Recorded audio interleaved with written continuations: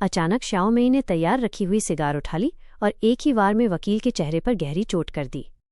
फिर जमीन पर पड़ी पिस्तौल उठाई, दरवाजे पर खड़े गुंडे को गिरा दिया।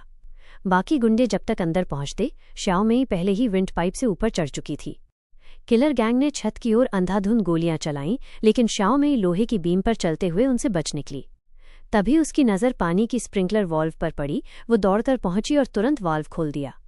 गोलियों की आवाज़ बंद हो गई। गुंडे गलियारे में आ पहुंचे, लेकिन तभी शाओमेई अचानक ऊपर से कूदकर वकील को बंधक बना लिया। गुंडे घबरा गए और बंदूकें तान दी। शाओमेई मौके का फायदा उठाकर भागी और महल के कमरे में पहुंच गई। वहां उसे एक चीज दिखी। उसने तुरंत हाई वोल्टेज तार पकड़ लिया।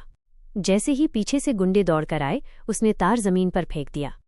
फिर शाओमेई मुख्य हॉल में पहुंची, फायर फाइटिंग कैबिनेट खोला, पानी की होज निकाली और 5वीं मंजिल से छलांग लगा दी। वो तेजी से बाहर भागी, पर तभी हादसा हो गया। शाओमेई पकड़ी गई। वकील ने अपने आदमियों को कहा कि उसका चेहरा तौलिए से ढककर उस पर पानी डालकर उसे सताएं। पूरे 1 दिन तक उसे इस तरह यातना दी गई, लेकिन शाओमेई ने कुछ नहीं बताया।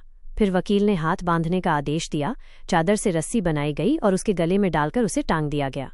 शाओमेई ने पूरी ताकत लगाकर सहारा ढूंढा, मगर आदमी ने उसे जोर से धक्का दिया। इसी बीच शाओमेई ने मौका पाकर उसका सिर पकड़ा और दीवार पर दे मारा। फिर एक जोरदार किक मारकर बाकी 2 आदमियों को भी गिरा दिया।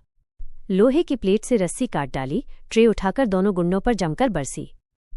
फिर उसी चादर से खड़े हुए गुंडे का गला दबाया और पीछे से जोरदार झटका दिया। लड़ाई खत्म हो गई। जब वकील और बाकी लोग पहुंचे, शाओमेई कब का भाग चुकी थी। वकील के आदमी ने देखा कि बाहर कोई है। उसने पिस्तौल निकाली और दरवाजे के पास गया, मगर उसी वक्त उसके सिर में गोली लगी। जब तक वकील ने शाओमेई को देखा, सब खत्म हो चुका था। शाओमेई ने उसे उसी तरीके से सजा दी जैसा उसने उसके साथ किया था। ये हुई आंख के बदले आंख। लेकिन वकील इतना मजबूत नहीं था। उसने तुरंत ही अपने पीछे के मास्टरमाइंड का नाम बता दिया। वकील को खत्म करने के बाद शाओमेई जल्दी से निकलने लगी, मगर वकील के आदमी ने उसके पेट में गोली मार दी। वो उसे खत्म करने ही वाला था कि अचानक किसी अजनबी ने आकर शाओमेई की जान बचा ली।